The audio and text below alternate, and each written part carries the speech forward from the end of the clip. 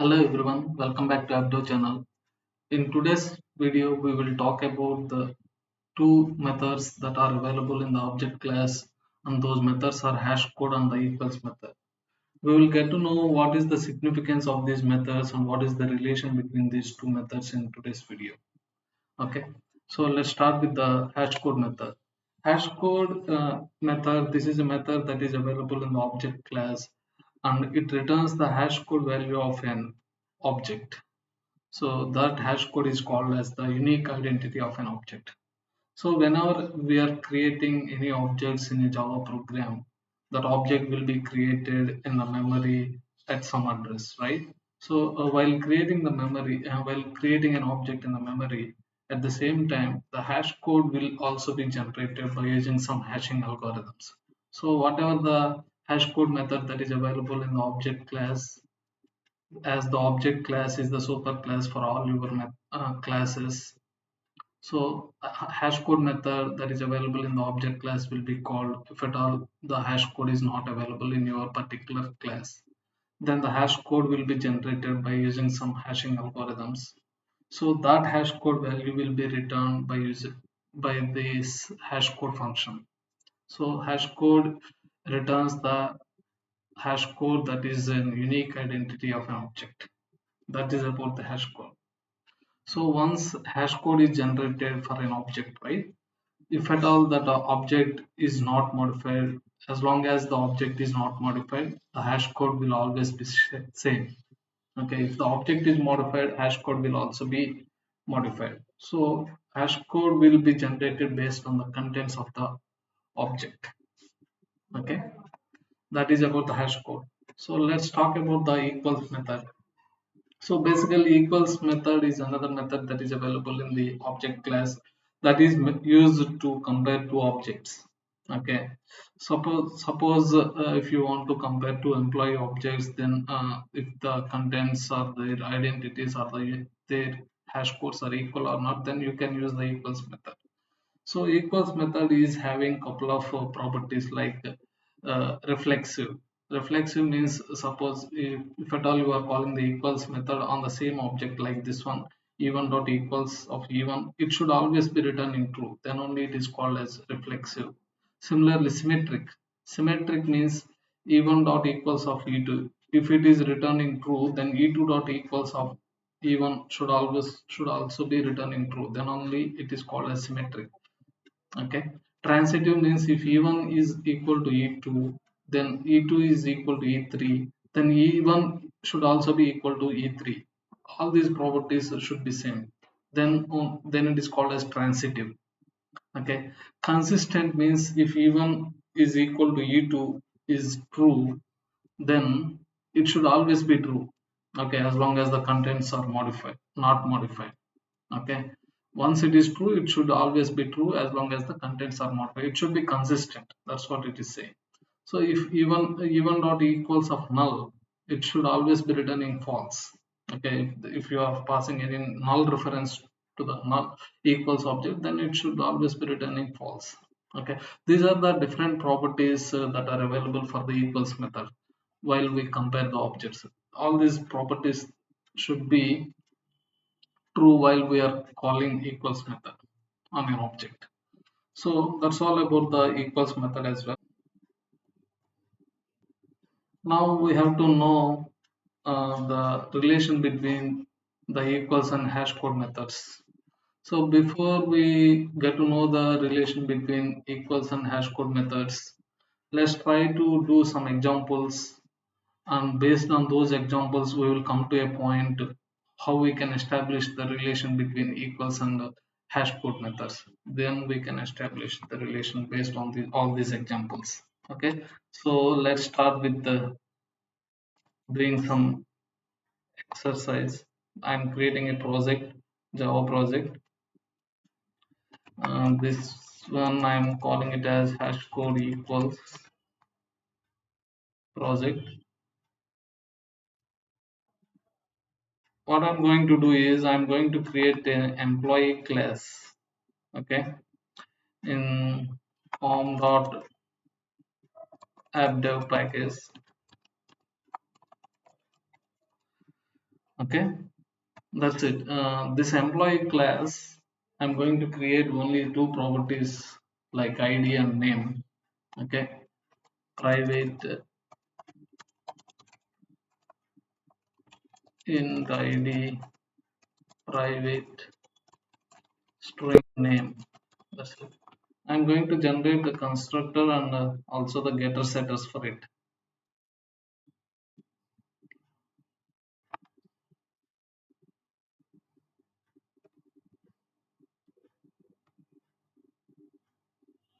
Okay, so that's all. This is the bin which I have created. Okay, now what I'm going to do is I'm going to create another client class and I'll try to create the objects to this employee class by passing some data, and I'll try to compare those objects by using equals. Then we also use the hashcode methods. Okay, now let me create employee client class. Okay, this is a client, so I'm having a main method. So here what I'm going to do is I'm going to have two employee objects, employee of one, which is an ID, and this is a name. Okay, I'm going to create another employee object, employee 2 equal to new employee of 2, and the employee name is Edwards. Okay, so that's all. We have created two objects. So whenever we create an object, we know that its hash code will be generated, right? So what I'm going to do is, this is the scenario one I'm giving.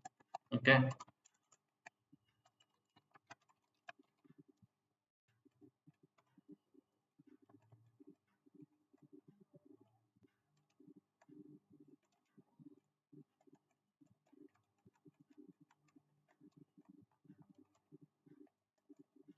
so in this scenario one, I'm going to print even hash code, even dot hash code. Similarly, I'm going to print e2 dot hash code. Similarly, I'm going to call whether these two objects are equal or not. Okay, so this is scenario one. Okay, now let me run this program. See, if you see this, these two are different objects, right? And they are also having the different contents. If you look at this one, as these are two different objects, and we have created two different reference variables, and two different reference variables are pointing to the two different objects. That's why hash code is also different for the two different objects. As the hash code is also different, this equals method by default works by comparing the hash code, which is the identity of the object. So equals method, we have not written any equals method in our employee class. So whatever the equals method that is there in your object class will be called, and it is going to check by comparing the identities of these two objects. What is the identity? The hash code. So what is the hash code? The hash codes are different. That's why equals is returning false. So in this scenario one, when two objects are different and those two objects are providing different hash codes for different objects, and they are also different by equals default behavior. What is the default behavior of equals? It is comparing by identities of the object. Okay, now we have seen that, right? When the two objects are producing the different objects, different hash codes, then they will not even be equal by equals method, because equals method by default checking by the different hash code. Now let us go to the second scenario, where in the second scenario, right, what I'm going to do is, in the second scenario, I'm going to have the same object in both the employee objects. Okay, and in this scenario, this is scenario 2. Okay, so I'll see what will happen with the hash code on the equals now. What I'm going to do is I'm going to rename it as scenario 2, and I'll be commenting this line of this piece of code, this block of code. So only scenario 2 will be executed. Now we will see, we are saying that both the employee objects are having the same content. We will see, okay, what will happen with the hash code on the equals. If you see this, the hash, even though the contents of both E1 and E2 are same, but it is still producing the different hash code, and even though contents of E1 and E2 are same, the E1 dot equals of E2 is still returning false, because the default behavior of equals method is go and check by comparing the hash codes. As the hash codes are different, because even though the contents are same, hash code is different because we are creating the new objects, right? So hash codes are different. That's why equals method is also returning false. So in scenario 2, what we have done, hash codes are different for different objects, even though content is same, and they are not equal, they are not same by equals method, even though their content is same, because equals method is comparing based on the hash codes, right? Now let us move on to third scenario. Okay, in the third scenario, what we will do is, see here, it is comparing based on the hash codes, right? But it is not comparing based on the contents, but I want the comparison to be done based on the contents of the objects that are being in comparison, right? So what I have to do is, I have to go to my employee class, which is my main. Here I have to override the equals method. Okay, if you look at this one, hash code on equals is there. I'm going to check both of these parameters. Okay, so for now I'll comment this hash code behavior. See what it is doing. This equals is the default behavior. I mean, this is the overridden behavior of the equals method. If you are passing the same reference in the as a parameter to the object on which you are calling the equals, then it returns true. Okay, because you are passing the same reference, right, on the same object you are calling the equals, so it returns true. In all other cases, it returns false. Else also, if you don't pass the same reference, then it will come here, it go and checks each and every content, each and every property that is there in the given class on which you call the equals method. So id, name also call, right? So when both of them are when all the contents are equal, then only it returns true. Now what will happen in scenario 3? What I'm going to do, I'm going to do the same thing. Okay, I'm not going to do anything but only overriding equals. That's it. I'm not going to do anything else other than this. I'm going to comment the scenario 2. Now let me execute only the scenario 3. What we have done in the scenario 3 and scenario 2, what is the difference? Only we have overridden the equals method. Now let's see. See this, E1 dot equals of E2 is returning true because we are doing the comparison based on the contents. So it is doing the comparison based on the contents. That's why it is returning true. But still, hash code is not same. Okay. So what will happen even if the contents are same and the equals method is returning true based on the contents comparison, but hash codes are different. Okay. In such situation, what is the problem? Okay, that is the scenario 4. Okay, scenario 4, problem with different hash code,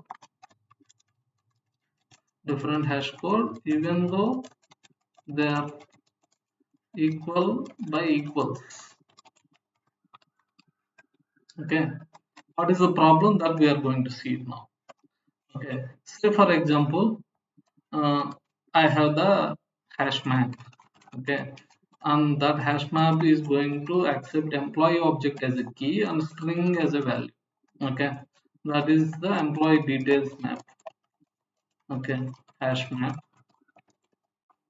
Okay, in employee details map, what I'm going to do is I'm going to store even employee as a key and even address details just as a string for testing purpose. Okay, employee one address details. It can be any other object in the real time, right?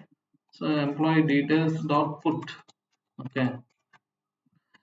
Similarly, I'm going to call e2 dot e2. Okay. Okay, that's fine. So this is the scenario 4, right? I'm going to comment scenario 3 code. What I'll do is I'll take everything from there. This is not required. So in scenario 4, these are the two objects. Okay. And the second object is also different now. Edwards I am giving. So scenario 4, right? Scenario 4.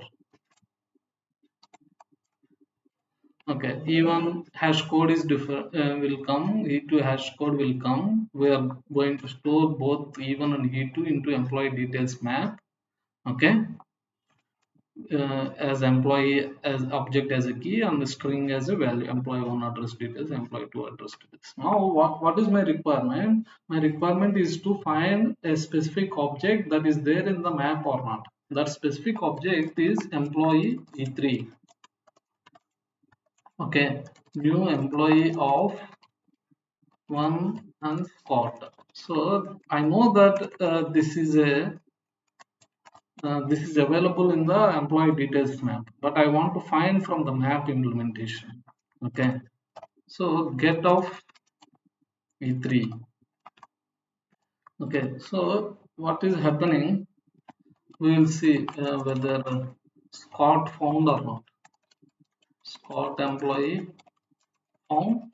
That should be the response. Whether it is finding, if it is finding the Scott employee, e3 means Scott, right? Whether it finds the Scott or not, that's what I'm going to check it on the hash map. Okay, now let me execute this program with scenario 4. See this e1.hashcode is different, e2.hashcode is also different, and Scott employee found is null. Why it is returning null? Because it will always when you are trying to do any operations on the hash map, whatever the object you are passing, right, this object, it is going to generate the new hash code. Okay, that hash code, it is going to check as it is a new object, right? uh, it is going to generate a new hash code. That hash code will not be same as what it has stored in the hash map. Every time whenever you store that hash code, or it may be pointing to the hash code that is generated for each and every object in the hash map. So whenever you are going to do the search based on the given object, this is the search key, right? So it is going to generate a hash code for the same object again. If it is not finding, then it will throw the error. It is returning null here. But my, as per the data which I am seeing here, Scott object is available, but it's still returning false, because the reason is, even though the contents are same, their hash codes are different. That's why if you look at this hash code of the e3 object here, then you will be able to find out the e1 and e3. What is the hash code of e3? Then you will be able to find out why this is returning null. See, this e3 hash code is this one and e1 hash code is this one. Even though their contents are same, hash code is different. That's why it is returning null. This is one of the problem if you override equals method, but if they are generating different hash code, even if they are equal by equals, if you don't override the hash code, they are generating the different hash code. That's why you are getting this problem. So in order to avoid the problem, we have to override the hash code as well. Whenever we override equals method, we have to override the hash code as well. Whatever the content that is used for comparison in the equals method, whatever the properties that are used for comparison in the equals method, the same data we should be using for generating the hash code as well. Okay, that is the first relation or the first point in the contract between the hash code and the equals. If you are overriding equals, then you have to override the hash code. Otherwise, you will be seeing the problem which we have seen now. Okay, now we are overriding equals and hash code both. Now we will see what will happen. See this E1 and E3, now they are generating the same hash code, and we are able to find the employee details as well, employee one Scott address details as well from the hash map. Similarly, this is one of the example which we have seen. If we with the problem which we will get if we don't override the hash code, but if we override only the equals. There is another example. There are a couple of other examples. In fact, there is one more example where you can see with hash set. Hash set generally allows duplicate. Generally don't allows duplicates, right? Not generally. 100% of the times it won't allow the duplicates, right? So in such scenario, suppose if you create an object, two objects like this, and if you override only the equals but not the hash code, and you have stored E1 and E2, this E1 and E2 in hash set, both will be stored because they are equal by equals method but not by hash code. So but what is the principle of hash set? It should not be allowing the duplicates. But what is happening now? The duplicate objects are being created because you have overridden the equals, only the equals, but not the hash code. In such scenarios as well, whenever you are storing an object in hashed type collection entities, you have to store them. You have to override both equals and hash code methods. It is always a good practice whenever you are overriding equals, you should also override the hash code. Okay, so that is one of the point which I wanted to cover. So if two objects are equal by equals, then they must produce the same hash code. Okay, that's what we have seen with the detailed example now.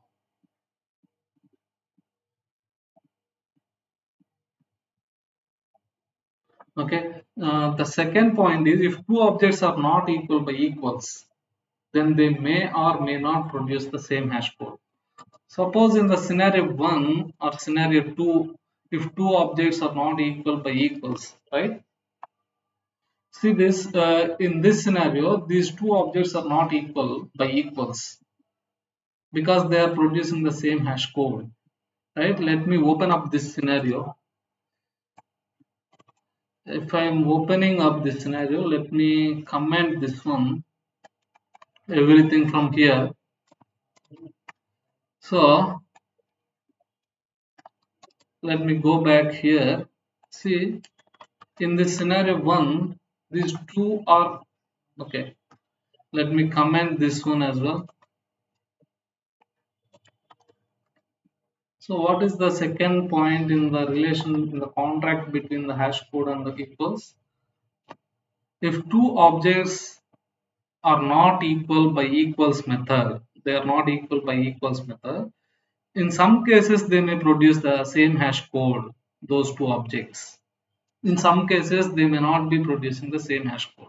See, in this case, okay, in this case, they are not equal by equals, but hash code is not same. They are producing the different hash code.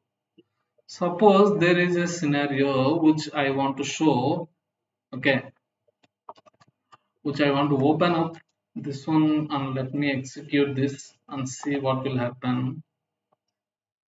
Yeah, they are not same by equals and they are also producing the different hash code. Now what I will do is in the hash code method, I'll remove this hash ID. Only the name I'll use. Okay. Then we will see what will have done. See again, they are producing the different hash codes, right? Now, if I use the same Scott, because only the name I'm using to generate the hash code, right? See this, even though they are equal, they are not equal by equals, they are generating the same hash code. So this is the second point. Sometimes it always depends upon the hashing algorithm or the hashing technique which we are using. That's why it is always recommended to use all the parameters that are used in the equals method also in the hash code. Then only it will be producing the different hash code every time. If at all it is producing the same hash code for the objects which are not same, then it will be a hash collision. Then we have to do some implement some kind of robust hashing algorithm so that it will always find out a different hash code. It will always produces the different hash code. No two objects should be there in the same bucket in the hash map or any hash kind of implementations, right? That's why we have to use robust hashing algorithm so that it won't occur the hash collisions, or we should be having it. Hash map will be handling the hash collisions by using the linked list kind of things whenever it is finding the hash collisions and all, right?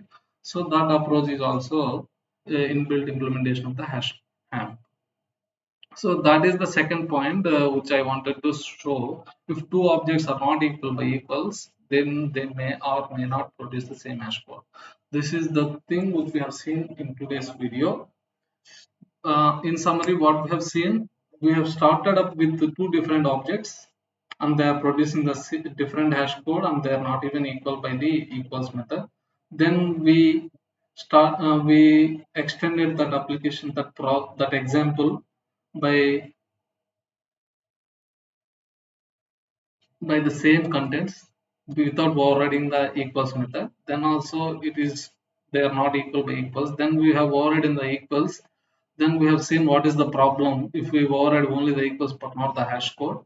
Then we have implemented the solution. We have overridden the solution to avoid that problem.